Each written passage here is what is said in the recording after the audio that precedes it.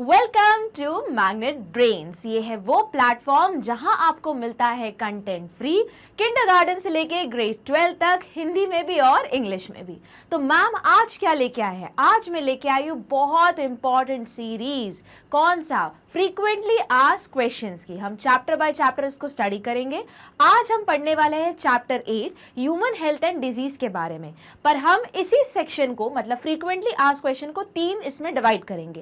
पहला वाला रहेगा वेरी शॉर्ट आंसर टाइप, दूसरा वाला रहेगा शॉर्ट आंसर टाइप और तीसरा रहेगा लॉन्ग आंसर टाइप। जो फर्स्ट वाले हैं वो जनरली सेक्शन ए के क्वेश्चंस हैं तुम्हारे बोर्ड के एग्जाम के अकॉर्डिंग, या फिर केस स्टडी में जो सब पार्ट्स रहते हैं उसमें ये सारे क्वेश्चंस आने की हाई प्रोबेबिलिटी है। तो चलो ज्यादा टाइम वेस्ट नहीं करते और स्टार्ट करते हैं हमारा फर्स्ट क्वेश्चन से।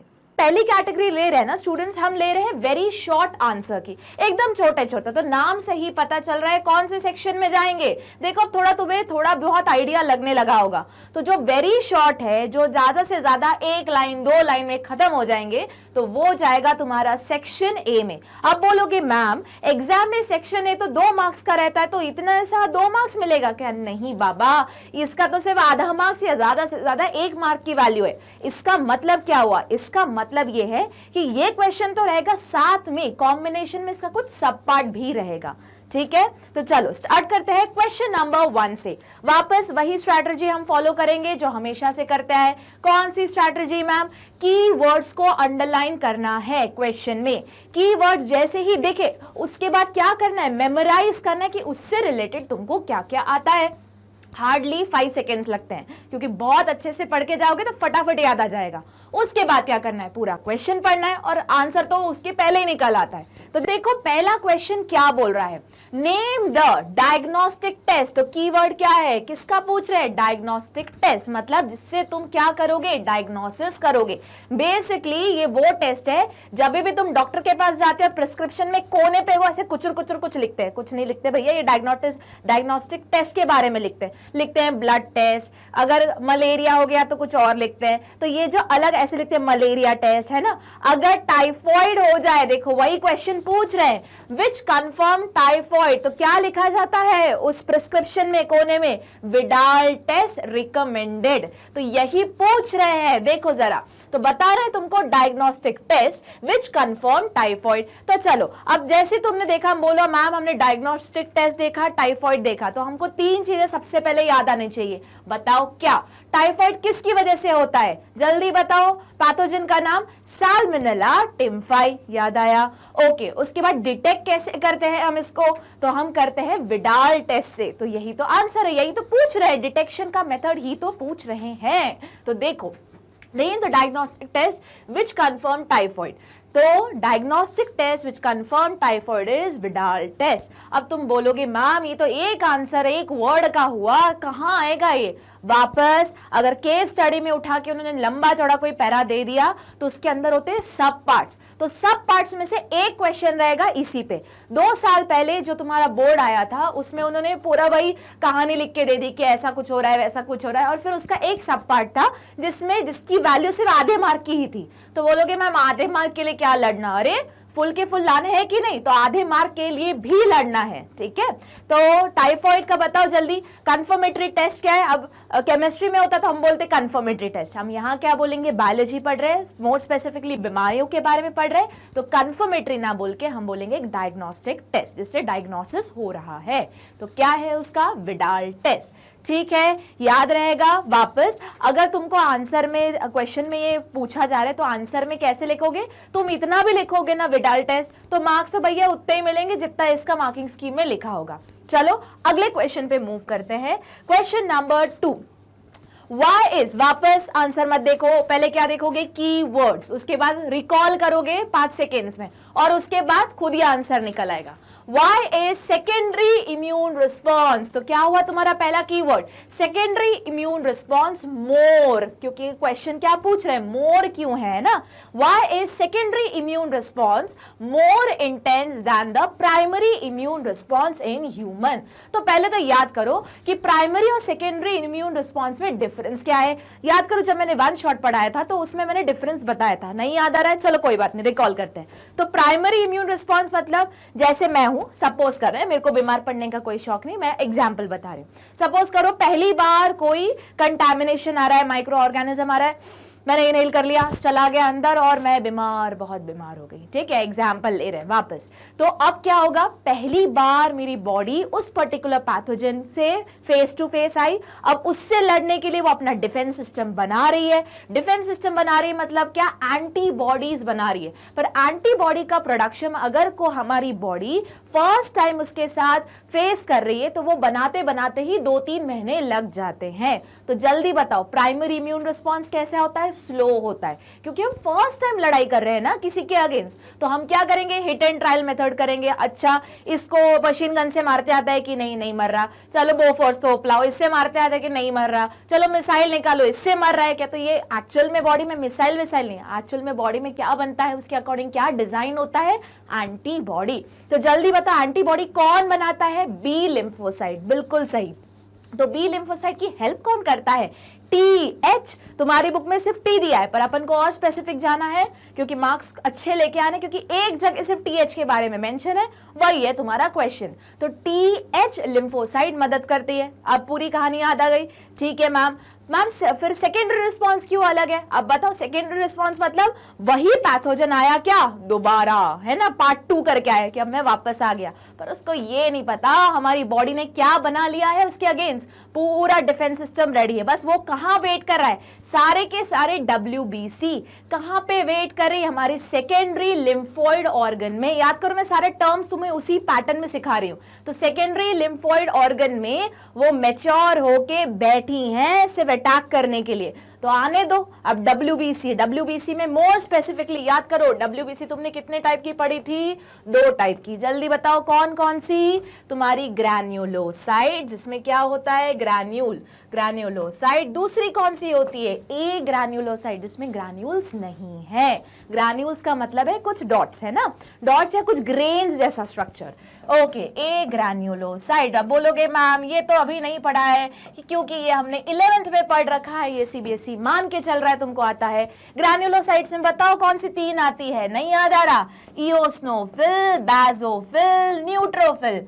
यहां तक तुमने पढ़ा हुआ है ग्रेड 11th में सर्कुलेटरी सिस्टम के अंडर। उसके बाद अगर ए ग्रैन्युलोसाइट्स पे आओ तो ए ग्रैन्युलोसाइट्स बताओ 2 टाइप में डिवाइडेड है। कौन सी मैम, पहले को बोलते हैं मोनोसाइट्स। ठीक है, और मोनोसाइट जब मैच्योर हो जाती तो कौन बन जाता है, मैक्रोफेज। ये भी तुमने सब 11th में पढ़ के रखा है, पर थोड़ा थोड़ा इस बार तुम्हारे एनसीईआरटी में टच किया हुआ है। ठीक है, अब जो एनसीईआरटी में स्पेसिफिकली मेंशन है क्या, लिम्फोसाइट। याद करो, लिम्फोसाइट कितनी तरीके की होती है मैम, नहीं याद आ रहा, चलो बता देती हूं।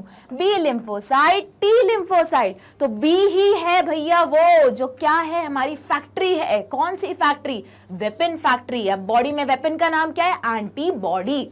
ठीक है, तो वो किसके अगेंस्ट है ये फैक्ट्री, एंटीजन के अगेंस्ट है। और टी क्या है, टी वापस मैंने बताया था 3 तरीके के होते हैं। कौन से मैम, नहीं याद आ रहा, चलो बता देती हूं। कौन सा, टी हेल्पर, टी सप्रेसर और टी किलर। ठीक है, किलर या साइटोकाइनिन। ठीक है, किलर पे ज्यादा नाम चलता है। ओके, तो अब तुम्हारी बुक में सिर्फ इसके बारे में मेंशन है, याद करो, आया याद। तो अब बताओ प्राइमरी और सेकेंडरी रिस्पांस, वापस क्वेश्चन पे आते हैं। प्राइमरी और सेकेंडरी रिस्पांस में क्या होता है, पहली बार जब प्राइमरी रिस्पांस आया, पहली बार पैथोजन आया तो बॉडी बोली लगता है अपने पास इसके अगेंस्ट डिफेंस सिस्टम नहीं है, अपन को बनाना पड़ेगा। तो किसने मदद की, इन सब लोगों ने मिलके मदद की। किसकी मदद की, बी लिम्फोसाइट की मदद की, कि चलो हिट एंड ट्रायल मेथड से हम बनाते हैं एंटीबॉडी। तो ये प्रोसेस करते करते वो इंसान बीमार, बहुत बीमार हो गया। ठीक है, अब उसी टाइम पे तो ये कैसी थी, स्लो प्रोसेस थी। दूसरा, एंटीबॉडी रेडी नहीं थी क्योंकि फर्स्ट टाइम एनकाउंटर था ना। ठीक है, उसके बाद टाइम भी बहुत लग गया एंटीबॉडी बनाने में। अब इतनी मेहनत करके बॉडी ने एंटीबॉडी बना ली, रख ली उसको किस फॉर्म में, मेमोरी सेल में। याद करो, हमारी बॉडी तक मेमोरी सेल का यूज करती, तो हमको भी मेमोरी का यूज करना है। ठीक है, उसके बाद अब आया सेकेंडरी रिस्पॉन्स। सेकेंड टाइम वो वापस पैथोजन आया कि अब मैं बताता हूं इसको, पर उसको नहीं पता बॉस हमारी बॉडी में सब कुछ पहले से तैयार है। तो जैसे ही वो सेकेंड टाइम आया तो टी हेल्पर ने बोला, जल्दी बता, ये भी पढ़ रखा है मैक्रोफेज। मैक्रोफेज को क्या बोलते हैं? Antigen presenting cell. तो उन्होंने बोला आने दो, इसको पकड़ के ले जाते किन के पास? हमारे कमांडर के पास। कौन है कमांडर? TH है ना, T हेल्पर लिम्फोसाइट। उन्होंने बोला अरे 2-3 महीने पहले तो कुटाई की थी, इतनी मेहनत से इसका पूरा डिफेंस सिस्टम बनाया था, निकालो पूरा मेमोरी सेल को एक्टिवेट करो। मेमोरी सेल मतलब क्या? बी लिम्फोसाइट को एक्टिवेट करो और क्या बनाना शुरू करो? एंटीबॉडी। यही तो पूछ रहे। तो देखो answer, since secondary immune response is based on memory, याद करो मेमोरी ऑफ किसकी? प्राइमरी रिस्पॉन्स की। That is first encounter with antigen. अब जो मैं इतने देर से बोल रही हूँ कि कोई आया, तो कोई मतलब क्या? कोई इंसान नहीं बाबा, कोई पैथोजन आया। पैथोजन मतलब क्या? माइक्रो ऑर्गेनिज्म, जो किस में आ सकता है? जो किंगडम मोनेरा, प्रोटिस्ट और इन फंजाई को भी बिलोंग कर सकता है। इवन कुछ लोअर इनवर्टिब्रेट्स भी हो सकते हैं, जैसे मैगी नूडल्स। Maggi noodles? अरे नहीं, राउंड वर्म बाबा, याद करवाए थे, तुम्हारे नूडल्स बर्बाद किए थे। ओके, तो एंटीजन तो कोई भी चीज जो बॉडी में हमको सपोर्ट नहीं करती, हमको बीमार, बहुत बीमार करती है। वापस मुकेश वाला ऐड नहीं कर रही हूँ, बता रही हूँ, ठीक है। तो एंटीजन जो हमारी बॉडी में हमको बीमार करती है, कोई भी चीज, उसको हम क्या बोलते हैं? एंटीजन बोलते हैं। अब आगे पढ़ो। The second generated immune response is more fast. दिख रहा है बेसिकली, मतलब तुमको समझ में आ रहा है? मैम हमने डिफरेंस को ही उठा के बस लैंग्वेज में पैरा फॉर्म में लिख दिया। बिल्कुल सही, वही कर रहे हैं हम। More fast, having higher affinity of antigen and therefore more intense than primary response। चलो एक बार वापस देख लेते हैं। तो सेकेंडरी इम्यून रिस्पॉन्स कैसे अलग है प्राइमरी से? क्योंकि सेकेंडरी कंप्लीटली बेस्ड है। प्राइमरी में हमने मेहनत की थी, हमने सामान बनाया था, मतलब एंटीबॉडीज बनाई थी, हमारा डिफेंस सिस्टम को रेडी किया था। अब जब सेकेंड टाइम सेम एंटीजन आया, हमने बोला आ जाओ, तुमको कूट के दिखाते हैं, मतलब अब हमारा पूरा एंटीबॉडी मेमोरी सेल्स पे प्रोड्यूस करते हैं और एंटीजन की सफाई कर देते हैं। तो वही है secondary immune response is based on the memory. तो अब इसमें की वर्ड्स कौन से हुए? ये हुआ मेमोरी ऑफ प्राइमरी रिस्पॉन्स, ये हुआ पहला keyword. That is first encounter with antigen. The second generated immune response is more fast. क्या ज्यादा है? Second generated immune response fast है। क्यों? Higher than, because more fast, having higher affinity for antigen and therefore more intense than primary response. इसीलिए हम क्या करते हैं? अभी कोरोना में वैक्सीनेशन ले रहे हैं, तो जो वैक्सीनेशन है ये एक टाइप का क्या है? प्राइमरी रिस्पॉन्स ही है, ठीक है। हम क्या करें? जबरदस्ती हमारे बॉडी के अंदर कोरोना वायरस इंजेक्ट कर दिया है। अब उसके बाद सेकेंड डोज 1 महीने के बाद आएगा या 2 महीने के बाद आएगा, depending on the vaccine type. हमारी बॉडी इतने 1-2 महीने के ड्यूरेशन में क्या बना रही है? वही एंटीबॉडी बना रही है। अब तुम जाओ कहीं भी बाहर निकल के, अगर कोरोना वायरस अंदर आ गया तो हमारी बॉडी की WBC ने बोले आ जाओ बेटा देख लेते हैं, क्योंकि सारा सामान तो तैयार है तुमको कूटने के लिए, ठीक। यही तो क्वेश्चन था। चलो मूव करते हैं क्वेश्चन नंबर 3 पे। तो क्वेश्चन नंबर 3 क्या देख रहा है? वापस same technique. Name the two बोला है major group of cells required to attain specific immunity. तो उनको बताना है 2 टाइप ऑफ ग्रुप्स के सेल्स जो क्या अचीव करने में हेल्प कर रहे हैं? तुम्हारी स्पेसिफिक इम्यूनिटी। तो बताओ, तुमने 2 टाइप की इम्यूनिटी पढ़ी थी, अगर नहीं याद आ रहा है वापस बता देती हूँ। कैसी इम्यूनिटी? तुमने 2 टाइप की पढ़ी थी, कौन सी है मैम? एक थी नॉन स्पेसिफिक और एक थी स्पेसिफिक। अब अगर नहीं याद आ रहा है दोनों का डिफरेंस, तो मैंने वहां भी बताया था, सेम पैटर्न में यही यूज करूंगी। सपोज करो तुम कहीं गए घूमने, एग्जाम्स के बाद जाओगे ना कहीं घूमने, और तुम्हारे घर पे आ गया चोर। एज्यूम कर रहे हैं, नहीं हो रहा है, एज्यूम कर रहे हैं। अब चोर जो है उसके पास, अब देखो तो चोर के पास दोनों टाइप की इम्यूनिटी रहती है, मतलब इम्यूनिटी इन द सेंस तुम्हारे घर के ताला को तोड़ने के लिए। पहला होता है नॉन स्पेसिफिक। अब वो गया, उसने देखा ताला लगा हुआ है, क्या किया जाए? चलो एक काम करते, चाबी मास्टर की तो है नहीं, तो काम करते हथौड़ा उठाते और तोड़ डालते। तो जो तुम्हारी नॉन स्पेसिफिक इम्यूनिटी कौन से कैटेगरी में आएगी? ताला तोड़ू, ठीक है। उसको कुछ नहीं है, उसने वो डंडा वंडा लेके आया, हथौड़ी लेके आया, बोले जैसे भी ताला हो अपन तो ताले को ही तोड़ डालते, बात ही खत्म। तो वो किस में है? उसने ये नहीं देखा कि ताला कौन सी कंपनी का लगा है, गोदरेज का लगा है कि कौन सी इंटरनेशनल ब्रांड का लगा है। उसको बस ये पता है मेरे पास चाबी नहीं है, क्योंकि मेरे पास स्पेसिफिक इम्यूनिटी नहीं है, तो मेरा प्रॉब्लम सॉल्व कैसे होगा, मतलब चोरी करने का मोटो कैसे सॉल्व होगा? इस ताले को तोड़ डालो। अब उसके लिए वो भले बंदूक यूज करे, ज्यादा हो जाएगा, चलो हथौड़ा यूज करे, तो हथौड़े से भी ताला टूट जाएगा, उसकी तो प्रॉब्लम सॉर्ट है। वो ये थोड़ी ना देखा है कि कौन सी कंपनी का ताला है, ठीक है। तो नॉन स्पेसिफिक इम्यूनिटी कैसी हुई, ताला तोड़ू। दूसरी इम्यूनिटी कैसी आती है, स्पेसिफिक। अब उसने देखा अच्छा गोदरेज का ताला लगा है, कोई बात नहीं, मेरे पास इसका भी मास्टर की है, बस यूज करो मास्टर की। अब देखो तुमको याद होगा मैंने बताया था कि जो भी हम चाबी रहती है वो बहुत स्पेसिफिक रहती है लॉक्स के लिए, करेक्ट। अब बोलोगे मैम डुप्लीकेट भी तो बनती है, अरे डुप्लीकेट बनती है पर डिजाइन तो सेम ही रहता है ना। तो यही मैं बताना चाह रही हूँ कि अगर तुम्हारे एंटीजन मतलब ताले को लेके अगर तुम्हारा चाबी मतलब एंटीबॉडी क्या है, एकदम स्पेसिफिक। कैसी स्पेसिफिक होती है, शेप स्पेसिफिक। याद करो उस टाइम मैंने बताया था, सपोज करो तुम्हारा एंटीजन है तो एंटीबॉडी ऐसी रहेगी जो उसी में फिक्स हो जाएगी। सेम वही कंसेप्ट यूज होता है जो तुमने ग्रेड 11th में पढ़ा होगा, एंजाइम सबस्ट्रेट वाला, फिशर ने जो दिया था। याद आया, कुछ कुछ नहीं याद आ रहा है तो भैया बुक तो खोलनी पड़ेगी, ठीक है। तो इम्यूनिटी वापस अगर शेप स्पेसिफिक है मतलब एंटीजन में एंटीबॉडी एकदम फिक्स हो रही है या उसको होल्ड कर रही है, बाइंडिंग साइट एकदम कॉम्प्लीमेंट्री है एक दूसरे को, देखो यही सारे टर्म्स है, ठीक है। तो इसको हम क्या बोलेंगे, स्पेसिफिक इम्यूनिटी। मतलब चोर आया, उसने बोला मेरे को ताला तोड़ने की जरूरत नहीं है, मेरे पास क्या है, उसके अगेंस्ट एंटीबॉडी प्रेजेंट है, मतलब चाबी है तो वो ताला खुल जाएगा। तो इसको हम क्या बोलेंगे, स्पेसिफिक इम्यूनिटी। दूसरी कौन सी आती है, नॉन स्पेसिफिक। कोई बात नहीं, चाबी का कोई हम प्रॉब्लम ही नहीं रखते क्योंकि हम हथौड़ा लेके आते हैं, ठीक है। हथौड़ा मतलब कोई भी कैसा भी एंटीजन आ जाए हम उसको मारने का तरीका एक ही है, ठीक।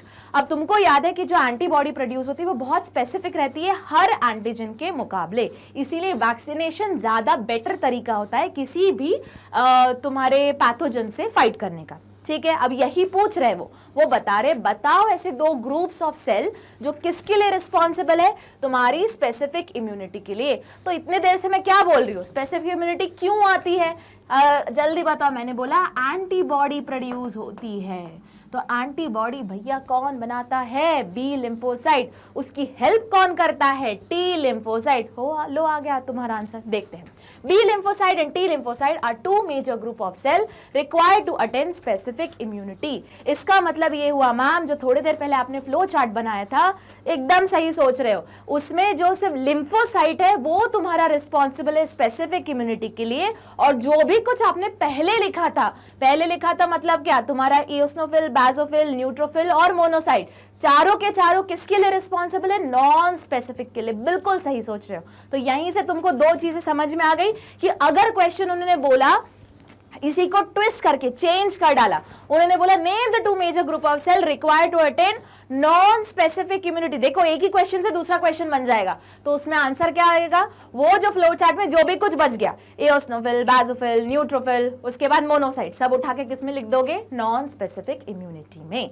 क्लियर है। चलो अगले क्वेश्चन पे मूव करते हैं। Question number 4, name the two intermediate, वापस अंडरलाइन करो, टू इंटरमीडिएट होस्ट, मतलब बीच वाले होस्ट बता रहे, on which the human liver fluke, okay, मतलब human liver fluke depends to complete its life cycle so as to facilitate parasitism of its primary host. वो पूछ रहे भैया बीच के दो इंटरमीडिएट होस्ट का नाम बताओ, किसकी लाइफ साइकिल कंप्लीट करने के लिए, लिवर फ्लूक की लाइफ साइकिल कंप्लीट करने के लिए, तो ताकि वो क्या करे, वो पैरासिटिक बिहेवियर की तरफ एज अ प्राइमरी होस्ट की तरफ रहे, ठीक है। तो देखो, तो the human liver fluke required to intermediate host, that is fresh water snail and fish. तो ये अपन को अंडरलाइन करना पड़ेगा। बोलोगे मैम ये तो बुक में नहीं दिया है, एक छोटी सी की जगह दिया है, उन्होंने सिर्फ वर्ड फिश, स्नेल और फिश वर्ड ना यूज करके उन्होंने बोल दिया है in between the parasite use intermediate host. तो वो जो इंटरमीडिएट होस्ट है वहीं से क्वेश्चन बन गया है, ठीक है। तो इंटरमीडिएट होस्ट का वापस क्या आंसर है कि एक कौन है, दो, fresh water snail and fishes to complete their life cycle and facilitate parasitism of its primary host. मतलब कि अगर जो ह्यूमन लिवर फ्लूक है, वापस तुमने 11th में पढ़ा होगा, जब तुम एनिमल किंगडम पढ़ रहे होगे वहां तुमने पढ़ा होगा अलग अलग टाइप की इंटरमीडिएट स्टेजेस बनती, तो वहां पे यही एग्जाम्पल वापस पढ़ा होगा, अगर याद आ रहा है तो। नहीं याद आ रहा है कोई बात नहीं, मैं हूं यहीं पे, ठीक है। तो अगर क्वेश्चन पूछा कि बताओ कौन से दो इंटरमीडिएट होस्ट है, तो नहीं याद आ रहा, लिखो जरा कॉपी में, नहीं तो स्क्रीनशॉट लो फटाफट, कौन कौन से है। पहला है स्नेल, दूसरा कौन सा है, फिश, उसके बाद ये बीच के होस्ट है, उसके बाद वो कहाँ जाता है, उसके फेवरेट होस्ट पे, जिसका नाम क्या है, उसका प्राइमरी होस्ट कौन है, इंसान, ठीक। चलो ले लिया स्क्रीनशॉट, मूव करें अगले क्वेश्चन पे। Question number 5, You have heard of many incidents of chikungunya in our country. Name the vector of the disease. तो बताओ भैया वेक्टर मतलब क्या? क्या होता है वेक्टर? फिजिक्स वाला वेक्टर नहीं मैम, नहीं, वो उसके बारे में अपन बायोलॉजी पढ़ रहे हैं तो बायोलॉजी वाला वेक्टर बोलेंगे। तो वेक्टर मतलब क्या? वेक्टर मतलब वो ऑर्गेनिज्म जो क्या कर रहा है, तुम्हारे पैथोजन को लेके यहां से वहां घूम रहा है। याद आया? जिसमें कौन से सबसे डेंजरस वेक्टर कौन आता है? मच्छर मत बोलना, मोर स्पेसिफिकली मच्छरी मत बोलना, क्या बोलोगे? हाउस फ्लाई, मक्खी। याद करो, मैंने बताया था। क्या बताया था? नहीं याद आ रहा? कुछ कुछ याद आ रहा है, मैं बोलूंगी मैम मत बताओ, चलो वापस बता देती हूँ। तो मॉस्किटो का क्या रहता है, जो उसके माउथ पार्ट्स रहते हैं वो कैसे रहते हैं? Piercing type. तो वो उसको अगर खून पीना भी है तो उसको किसी के स्किन में पियर्स करना पड़ेगा। पर मक्खी जो रहती है हमारी हाउस फ्लाई, उसका तो कैसा रहता है? स्पॉन्जी माउथ पार्ट रहते हैं, बस जाके उसको क्या करना है? बैठना है। तो वो उड़ते उड़ते गई, कहाँ जाके बैठी? नाली में, जो कुछ टट्टी वट्टी टाइप का कुछ पड़ा हुआ था, हो सकता है इंसान की भी हो सकता है किसी दूसरे ऑर्गेनिज्म की भी हो, organism in the more specifically कोई पिग की हो, वहाँ जाके बैठी वो। उसने बोला आओ थोड़ा मेकअप कर लूँ। उसने मेकअप वेकअप किया, उसको अच्छा लग रहा था। देखो तुमने देखा होगा मक्खी पूरे टाइम मेकअप, तो वो मेकअप ही करती है ना। तो मेकअप वेकअप किया, उसने बोला अब अच्छा लग रहा है मेरे को, चलो ये मेकअप कहीं और उतार के आती हूँ। तो वो उड़ते उड़ते आई, कहाँ आई? तो किसी ऐसी जगह घुस गई जहाँ पिज्ज़ा बन रहा था। अब तुम्हारा पिज्ज़ा बर्बाद हो गया है ना, पिज्ज़ा बन रहा था, वहाँ चीज़ मेल्ट हो रहा था। वो जाके बोली रुको थोड़ा मेकअप उतार लूँ। वो वहाँ बैठी, उसने बोला चला मेकअप उतार लिया जाए। बस वो तो उतार के निकल गई। वो पिज्ज़ा चीज़ बर्स्ट होते होते आया तुम्हारे पे, तुमने बोला क्या टेस्ट लग रहा है, बस खाया। और उस खाने पे जैसे ही तुमने बाइट लिया तो जो उसने मेकअप उतारा था उसमें क्या था? पैथोजन था। याद आया? वो पैथोजन चीज में घूम रहा था और चीज में घूमते घूमते तुम्हारे बॉडी के अंदर चला गया और फिर शुरू होगा उसका मेन खेल। ठीक है, तो यही पूछ रहे कि बताओ वेक्टर क्या होता है। तो वेक्टर बेसिकली क्या है? ऐसा ऑर्गेनिज्म जो दूसरे, जो क्या कैरी कर रहा है? पैथोजन को कैरी कर रहा है। कौन कौन हो सकता है इसमें? House fly, mosquito, ticks, mites, बहुत सारे हो सकते हैं। पर अब यहाँ पे स्पेसिफिकली कौन पूछ रहे हैं? देखो जरा, ये पूछ रहे हैं चिकनगुनिया के लिए। बोलोगे मैम वेक्टर से एक और चीज याद आई। बिल्कुल सही सोच रहे हो, टर्म 2 में ही हमने पढ़ा था। 2 टाइप के तुमने वेक्टर पढ़े हैं। किसमें? बायो में, टर्म 2 में। पहला वाला बीमारी से रिलेटेड, ऐसा ऑर्गेनिज्म जो क्या कर रहा है? पैथोजन को लेके एक जगह से दूसरी जगह फैला रहा है। ठीक। दूसरा तुमने वेक्टर जल्दी बताओ कहां पढ़ा था? बायोटेक्नोलॉजी वाले चैप्टर में। कहां था वो? कि वेक्टर वो क्या होता है? ऐसी चीज जो तुम्हारे alien DNA, foreign DNA, desired gene को कैरी कर रहा है। तो बेसिकली मेन मतलब तो वही रहा ना वेक्टर का, कि कोई भी चीज को कैरी करना। ठीक है, अब वो बीमारी कैरी कर रहा है तो वो बीमारी वाला वेक्टर हो गया। जो पैथोजन जैसे हुआ तुम्हारे मॉस्किटो, मक्खी, अगर वो तुम्हारा डीएनए कैरी कर रहा है तो वेक्टर हो गया प्लाज्मिड। याद आई? चलो, तो इन्होंने पूछा है बताओ वेक्टर का नाम जो क्या कॉज कर रहा है? चिकनगुनिया। तो देखो डायग्राम में तुमको पता ही है, चिकनगुनिया पूछे, मलेरिया पूछे, है ना, तो इसका आंसर क्या आएगा तुम्हारा? एक ही आंसर है। कौन है? मॉस्किटो। अच्छा, चिकनगुनिया के लिए स्पेसिफिक कौन सा स्पीशीज है मॉस्किटो का? Aedes mosquito. ठीक है, तो ये जो मैंने अंडरलाइन किया है वो है तुम्हारे की पॉइंट जो अपन को याद करने हैं। ठीक है, is the name of the vector of chikungunya disease. हुआ क्लियर? चलो अगले क्वेश्चन पे मूव करते हैं। Question number 6, how does hemozoin, वापस सेम पैटर्न की वर्ड को अंडरलाइन करना है, सोचना है, 5 सेकेंड्स का यूज करना है और आंसर वही पूछ रहे होंगे जो अभी सोचा था। चलो, तो how does hemozoin affect the human body when release in blood during malarial infection. वो पूछ रहे हैं बताओ भैया, जब हीमोजोइन निकलता है तो ह्यूमन बॉडी में क्या ऐसा इफेक्ट्स आता है, क्या चेंजेस आते हैं? How does hemozoin affects the human body when release in blood during malarial infection. तो पहले तो क्वेश्चन आता है हीमोजोइन क्या है, तो याद करो। अगर नहीं याद आ रहा है तो सुनो ध्यान से। तो जब स्पोरोफाइट फॉर्म में वही तुम्हारा वेक्टर आया था, कौन वेक्टर? सबसे पहले मॉस्किटो। मॉस्किटो को किसको लेके आया था? तुम्हारे प्लाज्मोडियम को। प्लाज्मोडियम की इन्फेक्शियस स्टेट का नाम क्या है? स्पोरोजोइड। वो आ गई तुम्हारी बॉडी में, घूम रही है, ब्लड में घूम रही है, घूमते घूमते कहाँ गई? लिवर के पास गई। याद करो, आ रहा है क्या? कुछ कुछ नहीं याद आ रहा है? देखो फिर यहाँ पे सबसे पहले मॉस्किटो था, है ना, सॉरी मॉस्किटो थी, क्योंकि मैंने बताया था मेल मॉस्किटो तो को ब्लड की तो जरूरत होती ही नहीं है, सिर्फ मच्छरी को ही जरूरत होती है।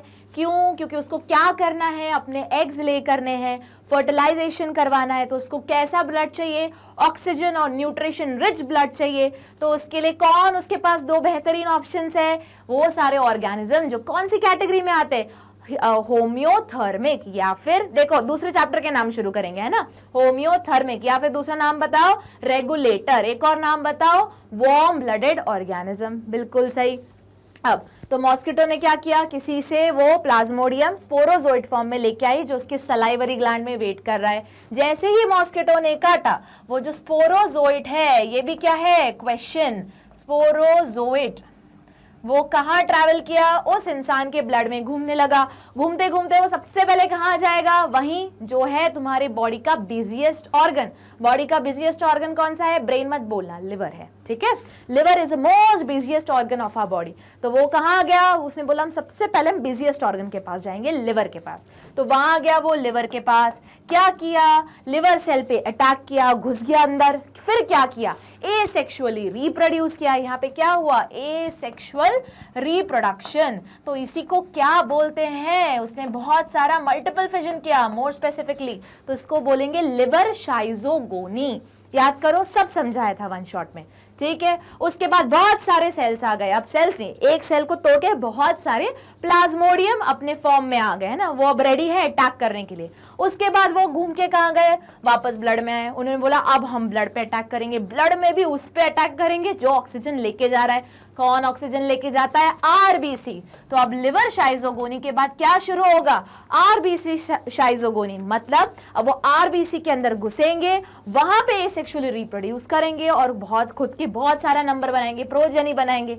तो अब जब वो बनाई उन्होंने, तो सेल को क्या करेंगे, तोड़ेंगे। याद करो, एक से बहुत सारा क्या हुआ, मल्टीपल फिशन हुआ, छोटे छोटे छोटे छोटे छोटे छोटे क्या बन गए, इन्फेक्शियस स्टेज ऑफ प्लाज्मोडियम। अब वो क्या करेगा, इस आरबीसी को तोड़ देगा। जब भी आरबीसी टूटी, अभी इन्होंने बोला अभी तो पार्टी खत्म नहीं हुई है, अभी तो राउंड 2 बाकी है, आरबीसी को फिर से रीइन्फेक्ट करना है, अब उनको करने दो।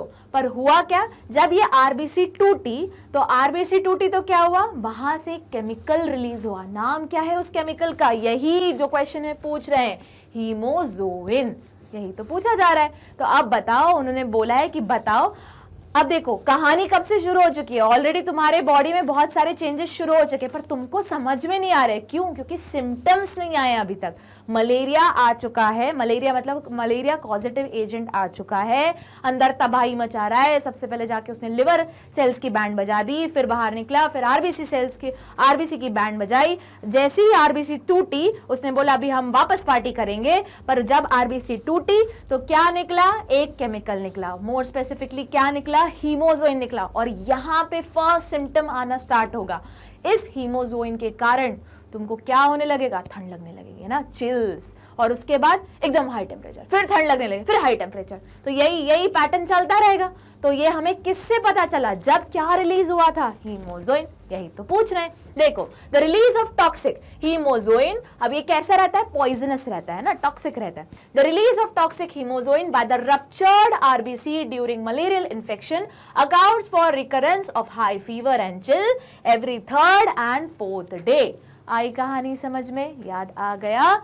चलो तो मूव करें अगले क्वेश्चन पे, मूव करते हैं अगले क्वेश्चन पे। चलो अगले क्वेश्चन पे मूव करते हैं। Question number 7, breast feed babies are more immune to disease than bottle feed babies. वापस क्या टेक्निक यूज करोगे, कीवर्ड्स को अंडरलाइन करोगे। तो देखो यहाँ पे उन्होंने बोला है कि जो ब्रेस्ट फीडेड बेबी है, अब ब्रेस्ट फीडेड बेबी, अब बिना देखे बताओ, ब्रेस्ट मिल्क मतलब ममाज मिल्क, मम्मी को हिंदी में क्या बोलते हैं, माँ बोलते हैं। मैंने टेक्निक याद दिलाई थी। तो माँ मतलब एम लिख लिया, ए लिख लिया। तो MA क्यों बोल रही हूँ, क्योंकि उसमें कैसी एंटीबॉडीज प्रेजेंट है, IgA। याद आ गया। चलो ये तो हमने आधा क्वेश्चन यही सॉल्व कर लिया। अब वो पूछ रहे हैं बताओ जो ब्रेस्ट फीड बेबीज हैं, मतलब जो ब्रेस्ट मिल्क है, वो ज्यादा बेटर क्यों है तुम्हारे बॉटल फीड बेबी से। खुद सोचो कि अगर तुमने न्यूट्रिशन फॉर्मूला सब बना के पाउडर फॉर्म में दे दिया, तुमने उसमें पानी मिला के तुम्हारा दूध भी तैयार कर लिया, पर एंटीबॉडीज कहाँ से लाओगे। एंटीबॉडी मतलब क्या होता है, एट द एंड एक मम्मा जो है वो अपनी खुद की एंटीबॉडीज ट्रांसफर कर रही है बेबी में। यही तो हुआ क्वेश्चन। देखो तो वाई पूछा है, breastfeed babies are more immune to disease than bottle feed babies because mother's milk consists of antibody IgA। तुमको याद होगा तुम्हारी बुक में IgA ही लिखा हुआ है, पर मैंने बताया था 5 टाइप की एंटीबॉडीज होती है। उसका ट्रिक क्या था? तुम लोगों को गेम्स पसंद है तो गेम की क्या स्पेलिंग रहती है? GAMES।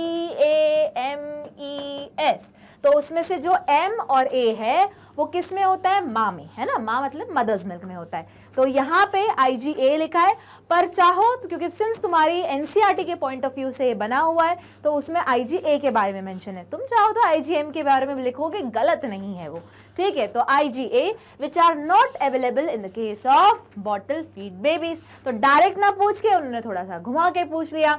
वापस ये जितने भी वेरी शॉर्ट आंसर है कौन से सेक्शन के हैं? सारे के सारे हैं तुम्हारे सेक्शन ए के, ठीक है। मूव करें अगले क्वेश्चन पे। Question number 8, what is an auto immune disease? वापस ऑटो मतलब क्या? नहीं याद आ रहा मैम, नहीं समझ में आ रहा, क्या करोगे? डाइसेक्शन करोगे, कर दो डाइसेक्ट। तो ऑटो अलग, इम्यून अलग। तो ऑटो मतलब क्या? ऑटो मतलब गाड़ी वाला ऑटो नहीं, ऑटो मतलब ऑटोमेटिक। इम्यून मतलब खुद पे आ गई हमारी इम्यूनिटी वापस, मतलब लड़ने जा रहे थे पैथोजन को मारने के लिए, पता नहीं क्या हुआ, दिमाग खराब हो गया कि क्या हो गया, रीजन तो आज तक नहीं पता है, मुड़े और बोले हम अपने ही सिपाहियों को मारेंगे। तो ये इसको क्या बोलेंगे? इसी को हम बोलते हैं ऑटो इम्यून डिजीज।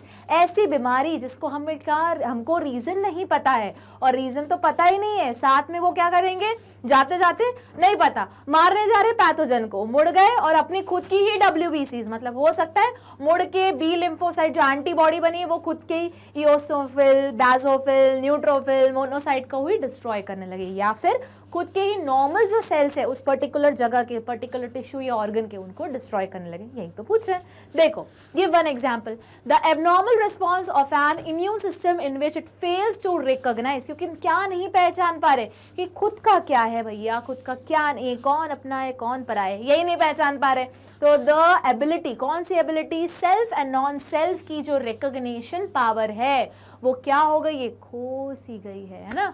खो गए हम कहाँ, गाना गा रही वैसे, ठीक है। तो किसने खो दी ये पावर? हमारे टी लिम्फोसाइट ने, जो बेसिकली बताता है ये भैया ये अपना है, ये दूर का है, मतलब एंटीजन है, चलो उसको मारो, and start destroying its own cell and molecules is called autoimmune disease। अब एग्जाम्पल याद रखना है। तो क्या है? Rheumatoid arthritis is an example of autoimmune disease which destroy articular cartilage and fusing bone. तो ये इंपॉर्टेंट है क्योंकि तुम्हारे एनसीईआरटी में भी यही एग्जाम्पल दिया हुआ है। तुम चाहो तो दूसरा एग्जाम्पल भी दे सकते हो जो टर्म 1 में लिखे हुए हैं, पर यहाँ पे इस जगह पे ये आंसर भी दोगे तो भी बिल्कुल करेक्ट है। तो पिक्चर में दिख रहा है किस टाइप का आर्थराइटिस है? रूमेटॉइड आर्थराइटिस, मतलब कोई प्रॉब्लम नहीं है ये, और ये कैसा रहता है? जेनेटिकली रहता है, मतलब एक बार आ गया किसी में, अब उसकी अगली प्रोजेनी में भी इसके जीन पास ऑन होंगे।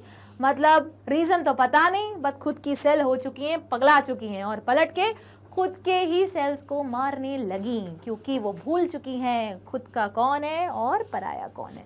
चलो, हुआ क्लियर? मूव करें अगले क्वेश्चन पे। तो अगला question number 9, name the pathogen. अब वापस keywords underline, name the pathogen which causes malignant malaria.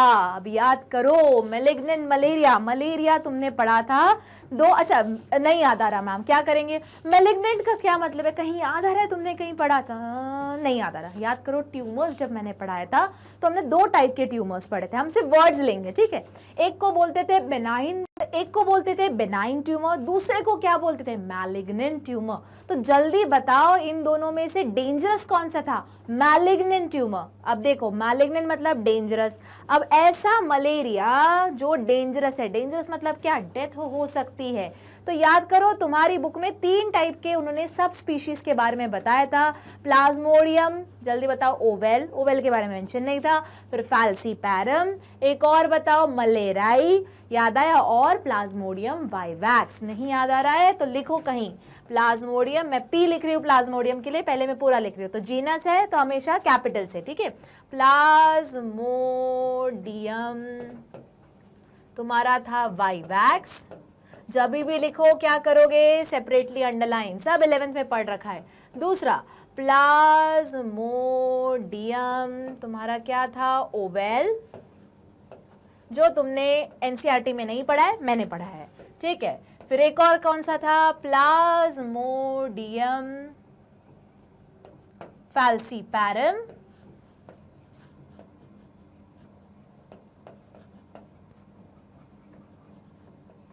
और तुम्हारा था प्लाज्मोडियम मलेराई।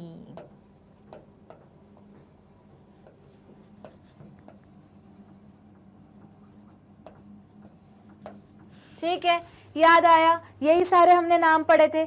अब बताओ इसमें से डेंजरस कौन सा है? ये हुआ मैम प्लाज्मोडियम फैल्सीपैरम। क्यों? क्योंकि ये क्या कॉज करता है? Malignant malaria.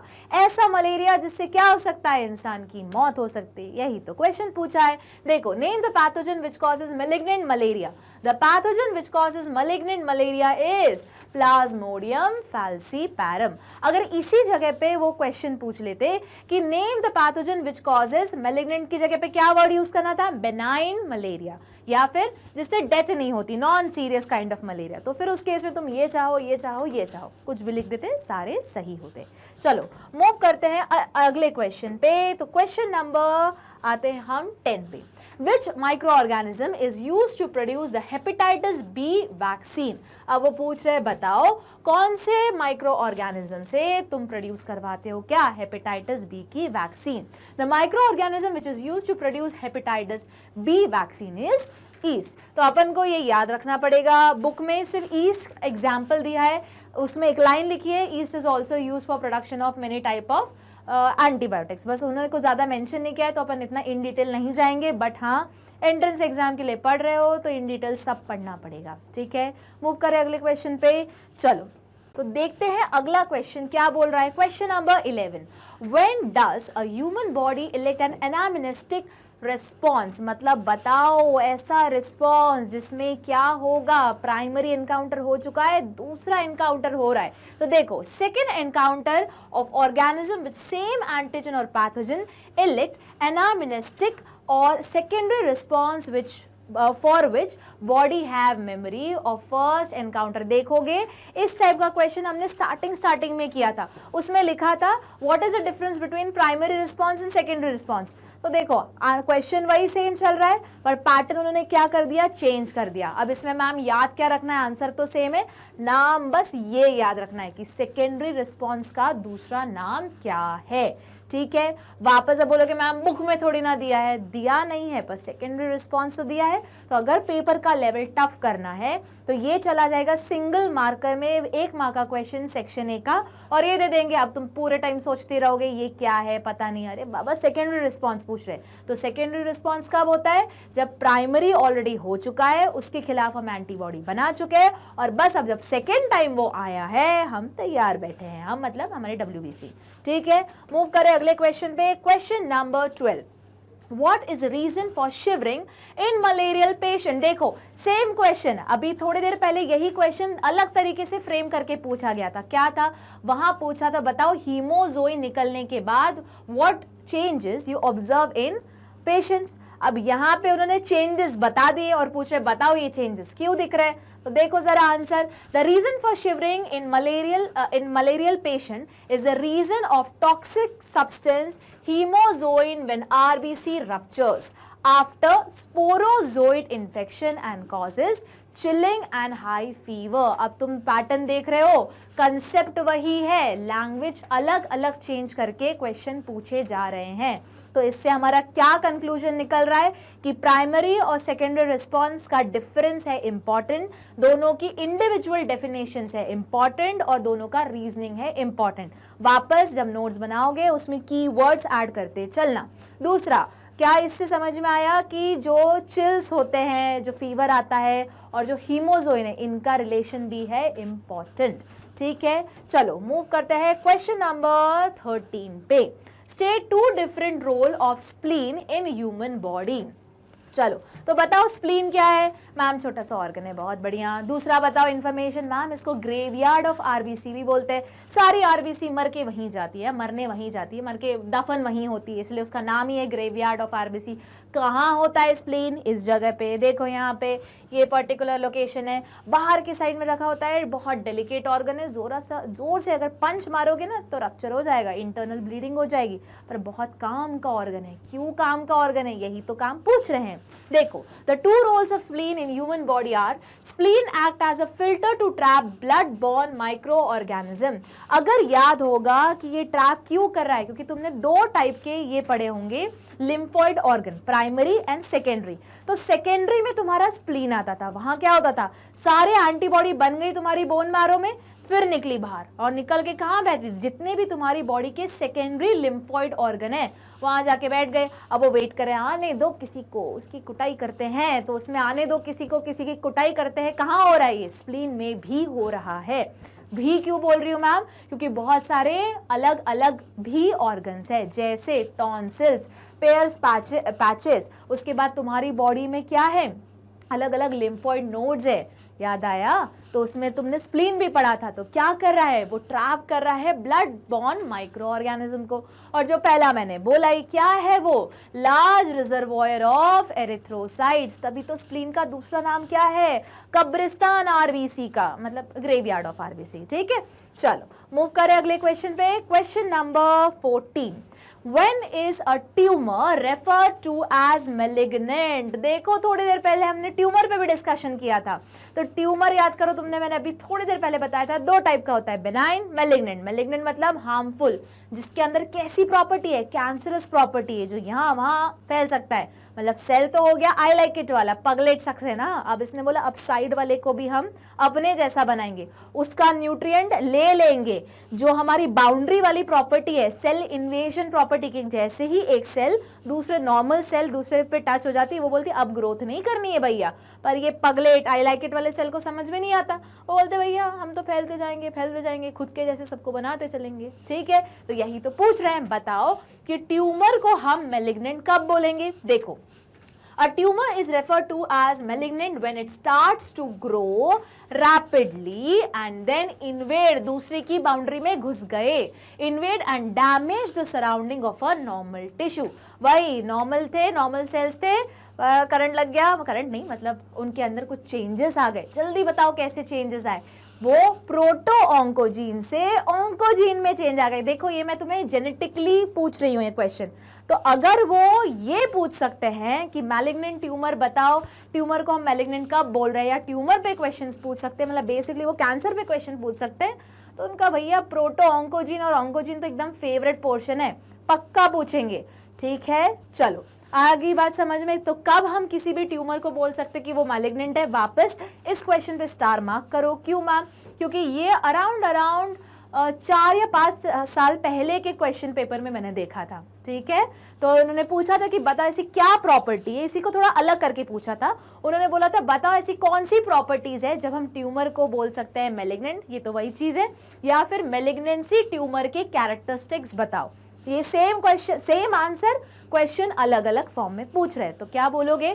ट्यूमर को कब मैलिग्नेंट बोलोगे? जब वो क्या कर रहा है, when it starts to grow rapidly, बहुत ज्यादा मल्टीप्लाई कर रहा है, ठीक है, और इन्वेड कर रहा है और खुद के जैसे दूसरों को बनाते चल रहा है, नॉर्मल सेल को डैमेज करता हुआ चल रहा है। मूव करें अगले क्वेश्चन पे।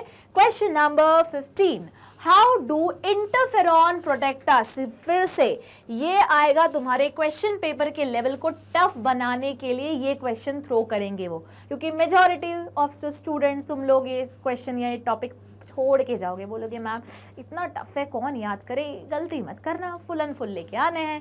तो देखो इंटरफेरॉन्स क्या होते हैं, याद करो मैंने बताया था कि जब भी एक नॉर्मल सेल है ना, ये सेल अभी कौन सी अपनी हैप्पी सेल है, अब इसके ऊपर कौन आ गया, वायरस आ गया। तो देखो मैं कैसा वायरस बना रही हूँ, एक बैक्टीरियोफेज बना रही हूँ सपोज के लिए, पर ठीक है एक वायरस आ गया, ये वायरस इसके अंदर घुस गया, तो अब ये सेल क्या हो गया, डैमेज हो गया, ठीक है, बेचारा उदास हो गया, ठीक है, रोने लगा, ठीक है, रोते रोते ये मरने भी लगा। क्यों? क्योंकि ये वायरस क्या करेगा, रेट्रो वायरस जो है, जो तुम्हारा रिवर्स ट्रांसक्रिप्टेज एंजाइम का यूज करके खुद का बल्क प्रोडक्शन इसके अंदर कराएगा।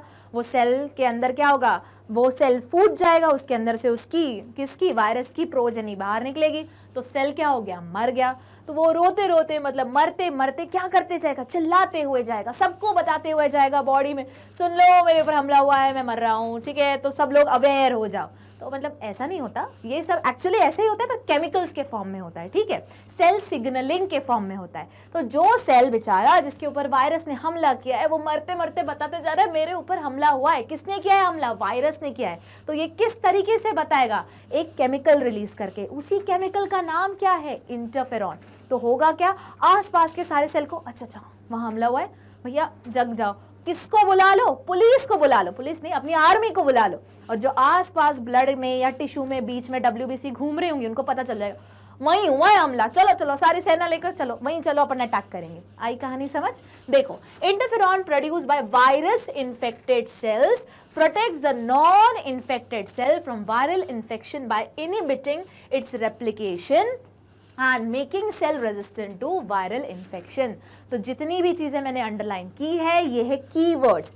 किसके नोट्स के अंदर डालोगे तुम, इंटरफेरॉन। तो अगर इंटरफेरॉन कभी भी याद करोगे तो कैसे याद करोगे, पहला पॉइंट कौन प्रोड्यूस कर रहा है, वायरस इन्फेक्टेड सेल। दूसरा पॉइंट क्या कर रहे हैं, वो इनहिबिट कर रहे हैं वायरस का रेप्लिकेशन। तीसरा पॉइंट सेल को रेजिस्टेंट बना रहे वायरल इन्फेक्शन के थ्रू। और चौथा पॉइंट अवेयर कर रहे हैं हमारे WBC को कि कौन सी लोकेशन पे इन्फेक्शन हुआ है। आई कहानी समझ में। मूव करें अगले क्वेश्चन पे।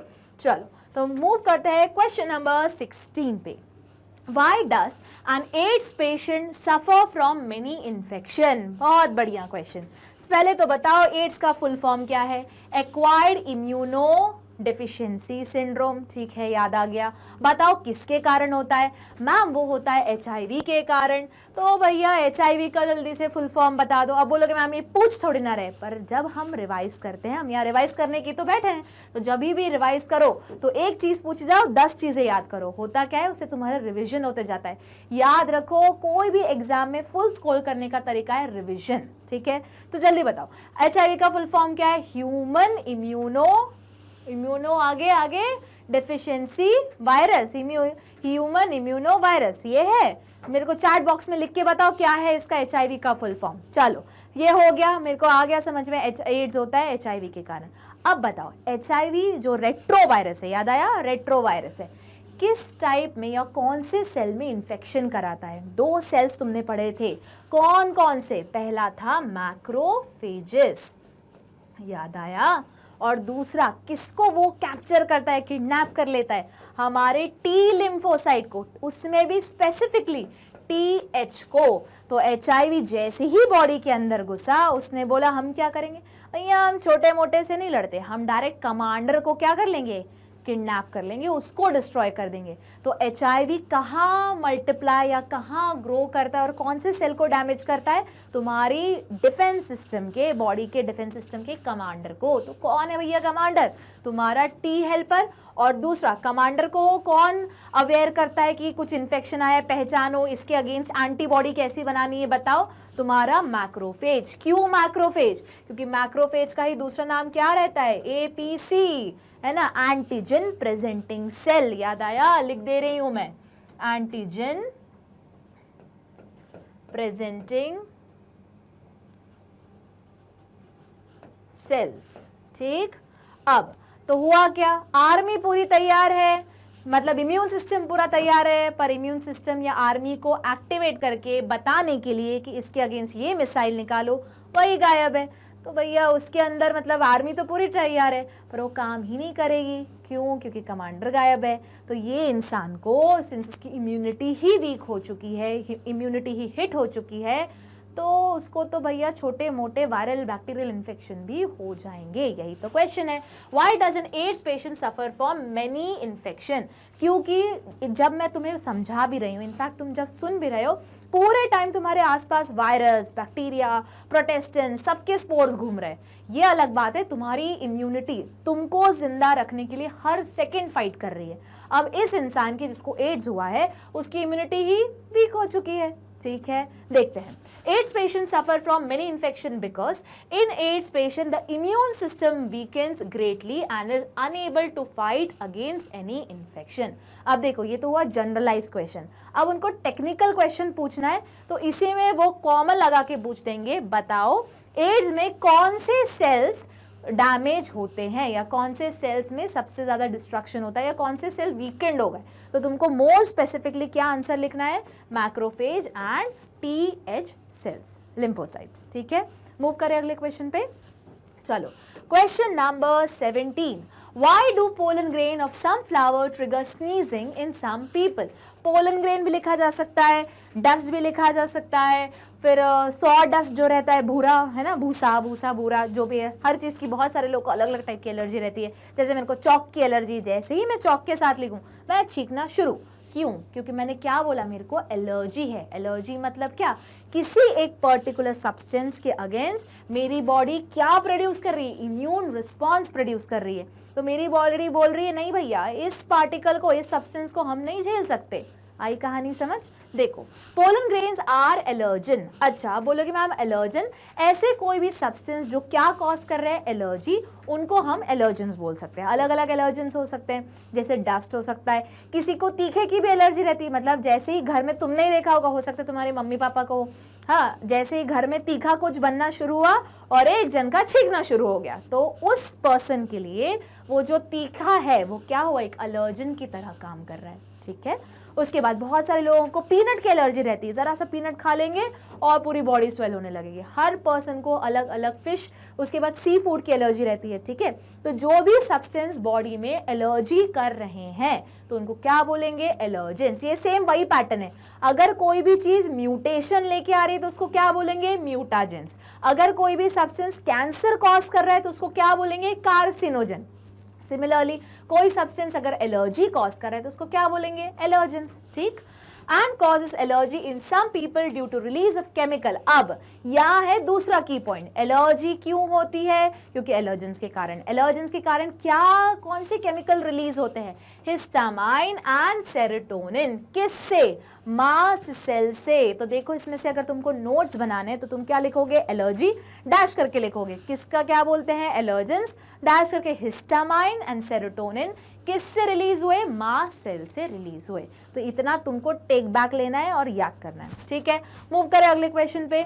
चलो, अगले क्वेश्चन पे मूव करें तो question number 18, name 2 curable sexually transmitted disease. कोई भी 2 क्यूरेबल एसटीडीज का नाम बताओ। वापस एसटीडीज में एड्स भी आता है ना, एचआईवी भी फैल सकता है अनप्रोटेक्टेड एंड मल्टीपल पार्टनर्स रखने के कारण, पर वो क्योर नहीं है उसका। इन्होंने पूछा क्यूरेबल बताओ, तो कोई भी 2 क्यूरेबल याद कर लो। The 2 curable sexually transmitted disease are gonorrhoea and syphilis. ये तुमको अगर याद होगा, तुमने टर्म 1 में रिप्रोडक्टिव हेल्थ के अंडर भी पढ़ा होगा। ठीक है, वही सेम इंफॉर्मेशन है, यहाँ यूज कर ली। अब बोलोगे मैम तो कोर्स में नहीं, अरे है बाबा, जब उन्होंने एसटीडी के बारे में मेंशन किया, जब उन्होंने एचआईवी के बारे में मेंशन किया, तो वो ये भी पूछ सकते, तो बताओ 2 ऐसे डिजीज जो एसटीडी के थ्रू, मतलब जो क्यूरेबल है बट एसटीडी में आते हैं। ठीक है, मूव करें अगले क्वेश्चन पे।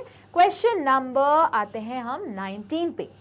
What is that prevent a child to suffer from a disease he/she is vaccinated against? Give one reason. वो पूछ रहे हैं, बताओ किसके, जैसे ही उस लड़का या लड़की को वैक्सीनेशन मिला तो किसके अगेंस्ट उसको क्या मिल गया, अब किसके अगेंस्ट प्रिवेंट होगा डिजीज, यही पूछ रहे हैं। मतलब बेसिकली मैम वैक्सीनेशन पूछ रहे हैं। हाँ बिल्कुल सही। देखो जरा, vaccination produce antibody in large number. अब इसमें अंडरलाइन क्या करोगे, वैक्सीनेशन हुआ तो क्या बनती है हमारी बॉडी में, एंटीबॉडीज। वैक्सीनेशन किस टाइप की इम्यूनिटी है, ये है तुम्हारी एक्टिव इम्यूनिटी। क्यों एक्टिव इम्यूनिटी, क्योंकि हमारी बॉडी खुद प्रोड्यूस कर रही है। ठीक है, पर बताओ एक्टिव इम्यूनिटी में नेचुरली हो रहा है कि तुम जबरदस्ती करवा रहे हो, मैम जबरदस्ती करवा रहे हो, तो ये किस में आएगी, एक्टिव तो है बट आर्टिफिशियल है, तुम लगा रहे हो ना, तुम बोल रहे हो बॉडी को चलो प्रोड्यूस करो एंटीबॉडी। आई कहानी समझ?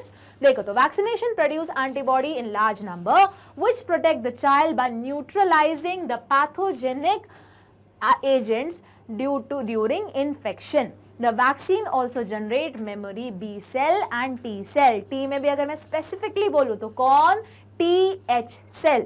समझ में आया? तो बेसिकली जब भी किसी को वैक्सीनेशन लगता है, देखो ये वापस आ गया सेम क्वेश्चन अलग फॉर्म में। तो याद रखो जो भी क्वेश्चन बार बार अलग अलग तरीके से लैंग्वेज अदल बदल के, तुम लोग भी बहुत ऐसे ही करते हो ना एग्जाम में, एक ही मैम आंसर तो एक ही लाइन का आता है, चलो उसी को एक्टिव पैसिव वॉइस में कन्वर्ट कर करके उसकी लेंथ बढ़ाते हैं। तो इन्होंने भी क्वेश्चन वही फॉर्म में शुरू कर दिया पूछना, आंसर वही है, बस पैटर्न क्वेश्चन का चेंज करने लगे। वापस अपन को कीवर्ड पे स्टिक करना है, लिटरेचर का पेपर नहीं है भैया, अपन को एकदम फिक्स उतना ही लिखना है जितना काम का है, क्योंकि आंसर की में तो वही आने वाला है, तो वही टिक होगा, यहाँ टिक होगा और मार्क्स मिलेंगे।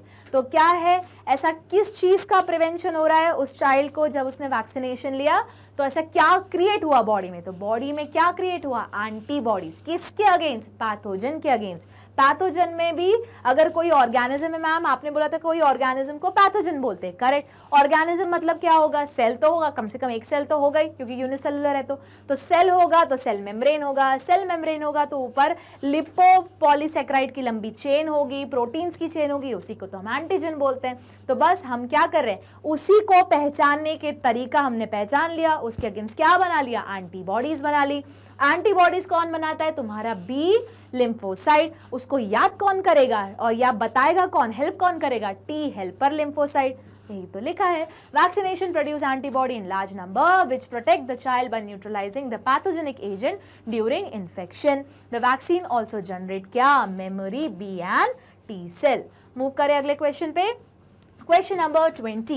Give the scientific name of the causative germ of elephantiasis. अब elephantiasis बोलो या फिर इसी को तुमने पहले पढ़ा होगा वुकेरियासिस, याद आया? तो वुकेरियासिस और elephantiasis दोनों सेम है। वुकेरियासिस क्यों नेम लिखा हुआ है, क्योंकि वो किसके कारण होता है, वुकेरिया बैनक्रॉफ्टी के कारण। बैंक नहीं रॉब किया है ना, ऐसे याद कर सकते हो कि बैनक्रॉफ्टी के कारण। तो वुकेरिया बैनक्रॉफ्टी के कारण क्या होता है, वुकेरियासिस, ठीक है। इसी का दूसरा नाम क्या है, एलिफेंटियासिस। क्यों बोल रहे हैं एलिफेंटियासिस, इसी को बोलते हैं एलिफेंट मैन, क्योंकि हाथ, पैर, ब्रेस्ट, जेनिटल ऑर्गन कुछ भी फूल सकते हैं। क्यों फूले हैं भैया, क्योंकि वहां पे लिम्फ जो नोड है या लिम्फ वेसल है, लिम्फेटिक वेसल में कौन जाके बैठ गया है, यही बैठ गया है ना, बैठ गई है, बैठ गया, बैठ गई, दोनों बैठ गए हैं। और ये कैसी वर्म्स है, माइक्रोस्कोपिक वर्म्स है, नहीं दिखेंगे, और उन्होंने क्या कर दिया है, रोड ब्लॉक कर दिया है। तो अब होने का लगा, लिम्फ इस जगह आने की जगह पे साइड में बहने लगा, टिश्यू में फैलने लगा। तो जब टिश्यू में कोई चीज फैलेगी, तुमको दिखे भी तो हाथ बढ़ने लगा। अब उसका कोई इलाज है, नहीं इलाज है। टेम्पररी क्या इलाज है, बस वही है, जो भी स्वेलिंग को हटाने के लिए जो एक्स्ट्रा टिश्यू में फ्लूइड आ रहा है उसको हटा दो, पर प्रॉब्लम तो वहीं के वहीं रहेगी, क्योंकि प्रॉब्लम जो क्रिएटर है, कौन है प्रॉब्लम क्रिएटर, उसका कॉजेटिव जर्म, क्या नाम है उसका, वुकेरिया बैनक्रॉफ्टी, वो तो वहीं के वहीं है। आई क्या चीज समझ में, ठीक है। मूव करें अगले क्वेश्चन पे। चलो तो आते हैं अब क्वेश्चन नंबर 21 पे। चलो अगले क्वेश्चन पे मूव करते हैं। Question number 21, where are mucosal associated lymphoid tissue. जल्दी बताओ इसका शॉर्टकट क्या था, नहीं याद आ रहा। अरे म्यूकोसल एसोसिएटेड लिम्फोइड टिश्यू को ही तो क्या बोलते हैं, माल्ट बोलते हैं, ठीक है। वो पूछ रहे बताओ कहाँ होते हैं माल्ट हमारी बॉडी में और क्यों होते हैं।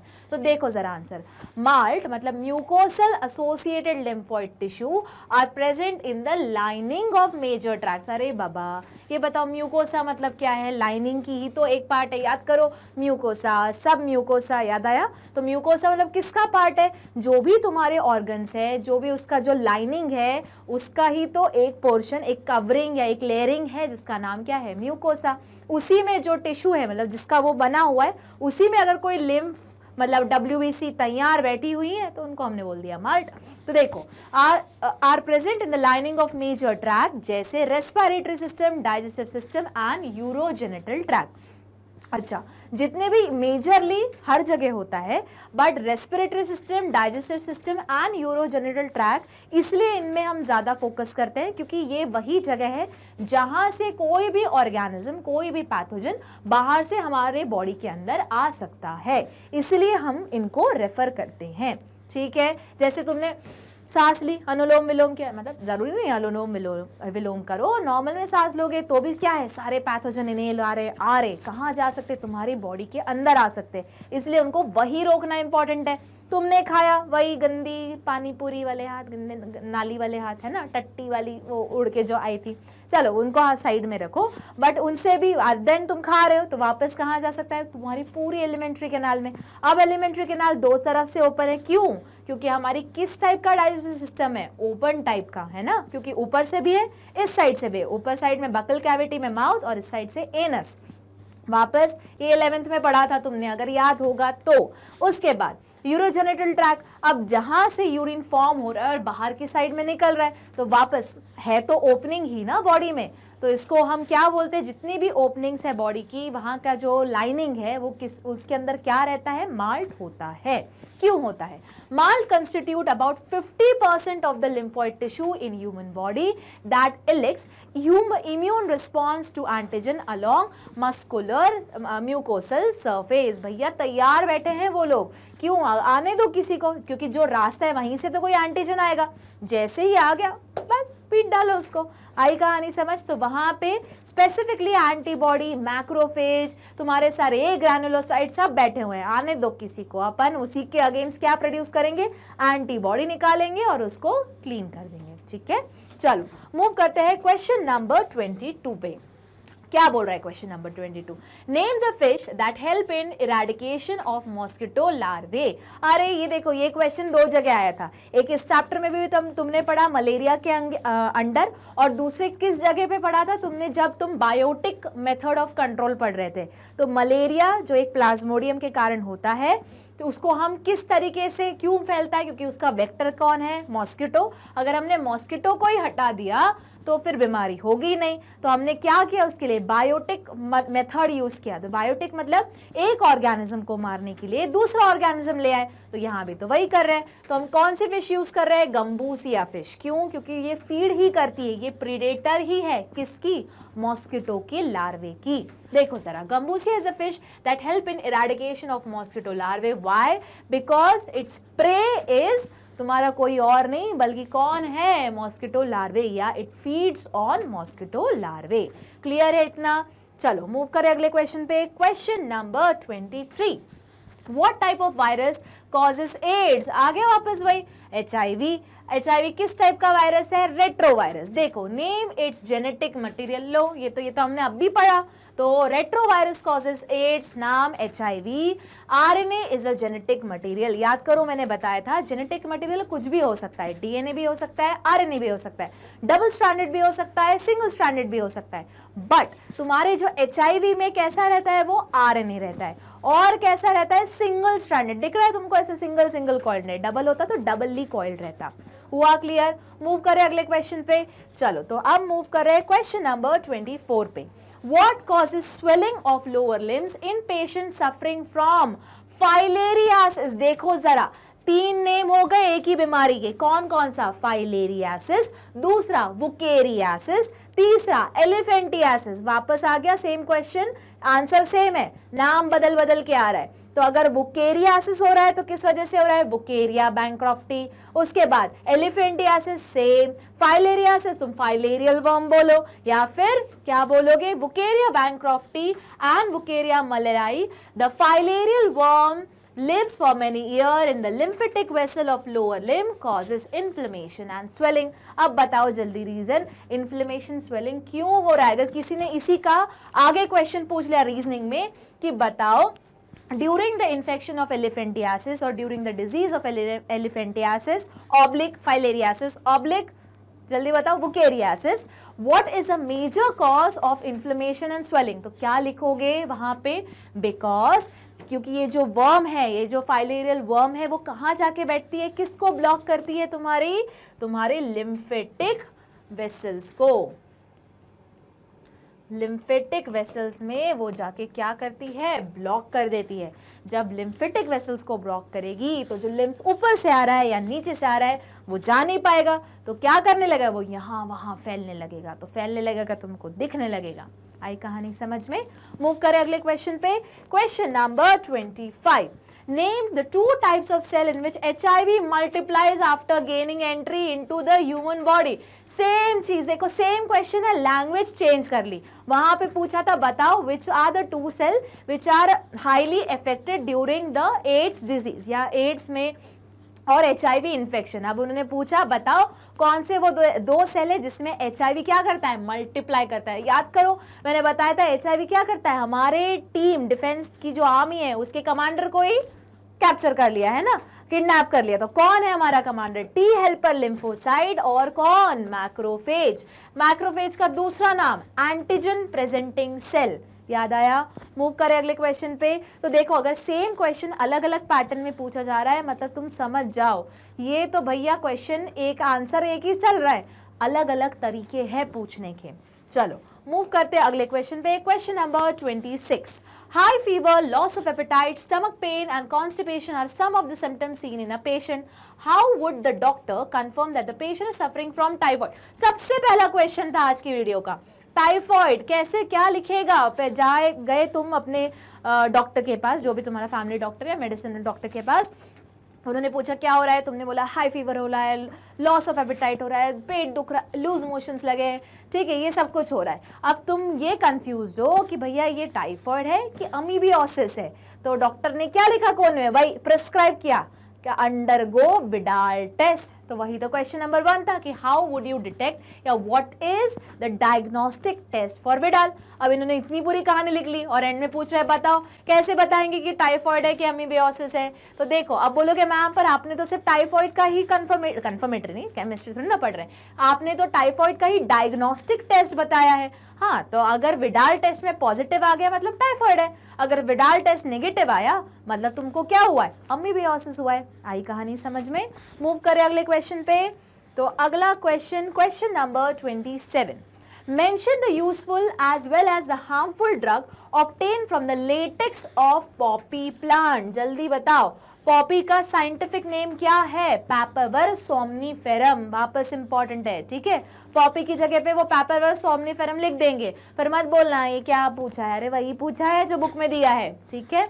अब पूछ रहे हैं वो कि पॉपी से जो ऑब्टेन एक यूजफुल और एक ड्रग मतलब एब्यूजिव तरीके से जिसको यूज कर सकते हैं, उनके 2 नाम बताओ। तो देखो मॉर्फिन जो क्या है, मेडिसिन की तरह यूज होता है। Morphine is obtain from latex of poppy plant, it is useful as a sedative. साथ ही में वो क्या है, हार्मफुल है जब उसको किसकी तरह यूज करोगे, ओफॉइड्स की तरह यूज करोगे। यूज नहीं करना है मतलब करोगे, मैं बोल रही मतलब मैम चलो आज से करना शुरू करते हैं, नहीं, मैं बता रही हूँ जो कुछ लोग हैं जो गलत करते हैं, बिल्कुल गलत है। ड्रग, अल्कोहल, सारा कंजम्पशन गलत है। तो क्यों, क्योंकि तुम्हारी बॉडी क्या हो जाती है, डिपेंड हो जाती है, तुम्हारे न्यूरॉन्स वापस हर चीज किस पे इफेक्ट कर रही है, या तो तुम्हारे कार्डियोवैस्कुलर सिस्टम पे मतलब ब्लड वेस्कुलर सिस्टम पे, या तो तुम्हारे ब्रेन में, है ना। और अगर न्यूरॉन को तुम जबरदस्ती फोर्स कर रहे हो, नहीं करो काम तो उसकी एफिशिएंसी तो होगी कम और बहुत बार वो मरने भी लगेंगी, ठीक है। तो बताओ कौन सा ड्रग है या केमिकल है जो तुम ऑब्टेन करते हो पॉपी प्लांट से, जो यूजफुल भी है और abusive in the form of drug भी ऑब्टेन या हार्मफुल भी है। तो यूजफुल हुआ मॉर्फिन, याद करो मैंने बताया था मॉर्फिन किस में होता है, जितनी भी तुम पेन किलर्स खाते हो वो मॉर्फिन की ही बनी होती हैं, ठीक है। और अगर उसी को तुमने ओपोइड्स की तरह यूज किया तो वो किसकी तरह, कौन सी कैटेगरी में आएगा, किसी और की तरह नहीं भैया, वो हार्मफुल इफेक्ट है। चलो मूव करते हैं अगले क्वेश्चन पे। तो देखते हैं अगला क्वेश्चन क्या बोल रहा है। How does smoking tobacco in human lead to oxygen deficiency in their body. अब देखो इसमें वापस क्या करोगे, कीवर्ड अंडरलाइन करोगे। तो स्मोकिंग टोबैको ऑक्सीजन डेफिशिएंसी कैसे कर रहा है बॉडी में, तो समझो बात को। ऑक्सीजन डेफिशिएंसी मतलब पक्का जो हमारे बॉडी का ऑक्सीजन है वो रिप्लेस हो गया है किसी दूसरी गैस से, तभी तो बॉडी का ऑक्सीजन में डेफिशिएंसी होने लगी। अब बोलोगे मैम कैसे, तो समझो जब भी कोई स्मोक करता है तो होता क्या है, जो टोबैको है वो रिएक्ट करके, जो स्मोकिंग है मतलब कंबशन होके कौन सी गैस का प्रोडक्शन करता है, कार्बन मोनोऑक्साइड CO। अब अगर तुमको याद होगा, तुमने 10th में भी पढ़ा है, 11th में भी पढ़ा है, वापस आ रहे हो पढ़ने, तो जब तुमको याद होगा जब कार्बन मोनोऑक्साइड अगर ऑक्सीजन में से, दोनों में से मैं पूछूं बताओ ज्यादा कंबाइनिंग कैपेसिटी या ज्यादा एफिनिटी, करेक्ट वर्ड है एफिनिटी, किसकी है, आरबीसी की तरफ। आप बोलोगे मैम आरबीसी क्यों? अरे ऑक्सीजन कैरियर हमारी बॉडी में आरबीसी ही तो है, उसके अंदर कौन सा पिगमेंट होता है? Respiratory pigment, haemoglobin. तो जब ऑक्सीजन हीमोग्लोबिन के साथ बाइंड करता है तो ऑक्सी हीमोग्लोबिन बनाता है।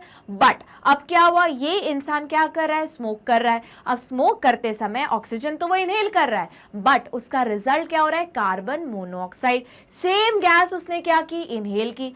अब जैसे ही कार्बन मोनोऑक्साइड डिफ्यूज करके बॉडी के अंदर गया तो उसने बोला आरबीसी को, आरबीसी भैया तुम हट जाओ, मेरी एफिनिटी ज्यादा है तुम्हारी तरफ, तो मैं आ जाऊंगा तुमको रिप्लेस करने। अब कार्बन मोनोऑक्साइड आ गया रिप्लेस करने, तो ऑक्सीजन निकल गया। अब बोलोगे मैम पर कोई तो गैस है। भैया अपन को कोई तो गैस नहीं, ऑक्सीजन ही चाहिए। तो जैसे ही वो आरबीसी कार्बन मोनोऑक्साइड लेके पूरी बॉडी में घूम रही है टिश्यू लेवल पे, तो सेल ने बोला हमको तो ऑक्सीजन चाहिए, कार्बन मोनोऑक्साइड थोड़ी ना चाहिए। तो आ गया, कितनी बड़ी गड़बड़ हो गई। सेम चीज तुम लोग तब ऑब्जर्व करोगे जब कोई कार रुकी हुई है, एक जगह है, इंजन ऑन है, एसी ऑन है और सारी खिड़कियां बंद है, तो उस टाइम भी कार्बन मोनोऑक्साइड गैस का रिलीज होता है। अब कार्बन मोनोऑक्साइड गैस कैसी है? कलरलेस, दिखेगा ही नहीं कि रिलीज हो रही है। ओडरलेस, मतलब उसकी कोई स्मेल भी नहीं है। अब क्या होगा, तुमने वो इनहेल कर दिया, तुमको पता भी नहीं चला। बॉडी में आरबीसी की जगह क्या जुड़ने लगा? Carbon monoxide. ऑक्सीजन निकलने लगा आरबीसी के साथ, है ना, सॉरी, आरबीसी के साथ कौन जुड़ने लगा? Carbon monoxide. ऑक्सीजन निकलने लगा। अब क्या होगा, जैसे वो आरबीसी पूरे बॉडी में घूम रही है, सेल को क्या चाहिए? ऑक्सीजन। और याद करो, एक सेकेंड के लिए भी अगर हमारे ब्रेन सेल्स को, मतलब न्यूरॉन्स को, और हमारे कार्डियक सेल्स को, मतलब कार्डियक टिश्यू, हार्ट के जो सेल्स हैं, उनको अगर ऑक्सीजन नहीं मिली तो क्या शुरू हो जाता है? Cell death. बिल्कुल सही, सेल डेथ। अब क्या हो रहा है, तुम इनहेल कर रहे हो, अभी भी तुमको पता नहीं चल रहा है, पर धीरे धीरे तुमको ऐसा फील होगा तुम्हारे पैर नम होते जा रहे हैं। बेसिकली स्लो पैरालिसिस स्टार्ट हो गया है तुम्हारी बॉडी में। जब तक तुम्हें कुछ पता चलेगा तुम्हारे आधे से ज्यादा बॉडी पैरालिसिस में चली जाएगी, फॉलोड बाय अब तुमको दिखने भी नहीं लगेगा, है ना, ब्लर दिखने लगेगा, चक्कर भी आने लगेंगे, हो सकता है तुम अब डीप स्लीप कोमा में एंटर करो एंड फाइनल डेथ हो जाए। इसीलिए बोलते हैं कि अगर इंजन ऑन है तो एसी बंद कर दो, और मतलब एक जगह खड़ी है गाड़ी तो, और अगर दोनों ऑन करके रखना है, मैम बहुत गर्मी है, तो थोड़ा सा विंडो खोल के रखो कि ये जो पॉइजनस गैस है वो बाहर निकल जाए। वही पूरा लॉजिक यहाँ लगेगा। तो जब भी smoking increase carbon monoxide content in blood and reduces concentration of heme bound oxygen। तो जल्दी बताओ, heme bound oxygen का दूसरा नाम क्या है? Oxyhaemoglobin. This causes oxygen deficiency in the blood। आई कहानी समझ में? हो गया पूरा क्लियर? तो चलो, यहाँ पे इस क्वेश्चन के साथ खत्म होता है तुम्हारा इस चैप्टर के very short answer type questions. और अब क्या करोगे मैम? कुछ नहीं करेंगे हम क्या करेंगे, हम जाएंगे, अगर कुछ कोर्सेज बच गए हैं वेबसाइट पे जाएंगे, टाइप करेंगे वेबसाइट का नाम, वहाँ तुम्हारा होम स्क्रीन ऐसा कुछ शो होगा, अपना ग्रेड चूज करोगे। ग्रेड चूज करने के बाद जो जो सब्जेक्ट का तुम्हारा कोर्स बच गया है या चाहते हो नहीं हमें वापस सुनना है, बस उन्हीं जो भी तुम्हारे एडुकेटर है उन पे क्लिक करेंगे। अब क्या होगा, तुम्हें टॉपिक वाइज सिलेबस दिखने लगेगा, उस पर क्लिक करेंगे और वीडियो तुम्हारे सामने रहेगी। बस वीडियो सुनो, नोट्स बनाओ, क्योंकि क्या 100 on 100 स्कोर करना है। तो उसके बाद क्या करेंगे मैम? लाइक शेयर सब्सक्राइब करना है, क्योंकि मेरे साथ बने रहना है, चैनल के साथ बने रहना है, क्योंकि अभी तो भैया पढ़ाई बहुत बाकी है और लड़ाई भी बहुत बाकी है ना। कौन सी लड़ाई? मार्क्स की लड़ाई। तो चलो मिलते हैं अगली क्लास में, तब तक वापस टाटा बाय बाय नहीं बोलूंगी, बिकॉज स्टडी हार्ड।